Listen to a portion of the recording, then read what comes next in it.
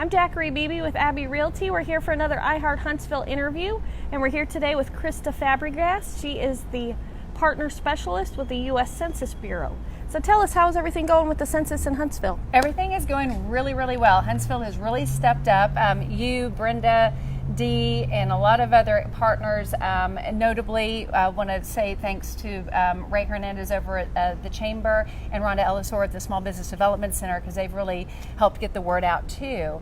But Huntsville, we've had self-response is right under 50%. So that means that almost half of Huntsville's residents responded on their own, either online, which is what most of them did, about, I think it was like 68% was online, or over the phone or by mailing in their paper mailers. And then since then, about a month and a half ago, we did start letting our census takers go back out to the neighborhoods. So if you are one of those that got your door knocked on, that's what the census takers are there for. Anyone who didn't self-respond is on a list, their address is on a list that would have a visit from a census taker. So of that operation, we're almost 90% done with that in the area. Now that kind of goes regionally, so I can't say specifically which area we're at 80%, which area we're at 90%, but they're out every day. If you haven't answered on your own, you may have had a knock on your door by now. So overall, our goal is to get 100% of the addresses, because we do have a list of the addresses in Huntsville. That's what we've spent the last 2 years putting together throughout the nation, is where does everybody live, we think, or where's their home, we think. And we then try to verify who's living there or if no one's living there. So that's really the purpose of the whole census, the operation itself. But so hopefully by September 30th, which is our absolute deadline for response, whether you respond with a census taker, whether you respond yourself, because you still can at 2020census.gov.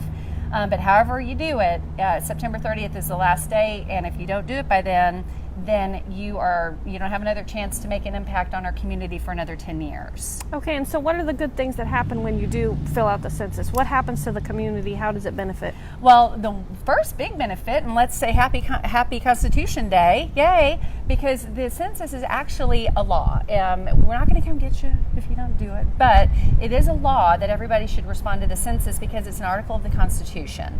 And the reason that it's in the Constitution as a law is it is the only means we have to allocate our legislative power across the states. So, for example, if you haven't been to civics class lately, we have on our congressional, branch of government, we have 2 senators for every state, so we have 100 senators, but we have over 400 congressional seats. I think it's 465.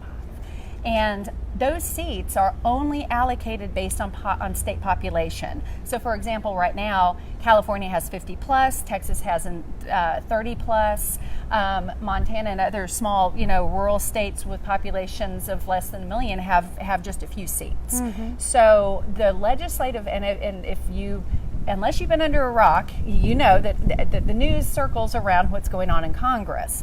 Well, Congress is where the power to make law is. That's where they all pretty much initiate. So anything that's going on in this country, our congressional seats impact, what happens to our area. And so if Texas wants to have more influence at the federal level, we have to have more seats in Congress. End of story. They have far more power over our lives than anybody knows.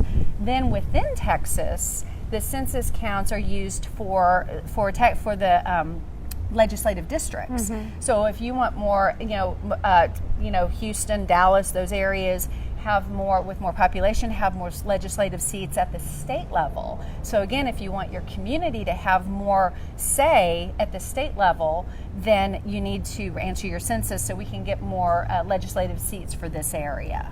And it also makes available grants and other programs that we wouldn't necessarily have with less population. That's actually the other hand of what the census does for us. So there's the legal side of why we must do it. Then there's the benefit of doing it, because the federal government, state government, community governments, mainly federal, use census data to allocate over $600 billion, and that's billion with a B, in funds every year. So times that by 10 years, I don't even know the math. It's something 0 trillion. But each year we have over 600 billion, I think it's $675 billion in federal funds that have been collected up through taxes, et cetera, however the government gets our money. And then they take that and they reallocate it out in student grants, economic development grants, agricultural grants come from that, community development grants, all sorts of business grants, and of course, don't forget a lot of the community programs, WIC, SNAP, CHIP, a lot of the more community-controlled healthcare facilities, and it also affects our schools.